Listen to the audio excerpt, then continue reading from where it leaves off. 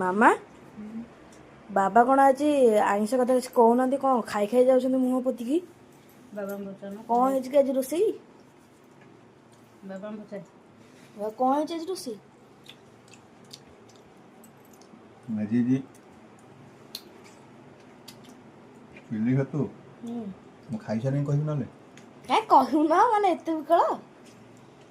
Chilli ଛତୁ ଡାଲି ଭାତ କୋଉ ଛତୁ? ବଟମ ଛତୁ ଭଲ ଲାଗୁଛି? ବଢ଼ିଆ ଲାଗୁଛି। ଓ ବୁଲେଇ ତୁ ଯାଉନୁ ଖାଇବୁ? ତତେ ଭଲ ଲାଗିଛି? ତୁ ବି ଖାଉଛୁ?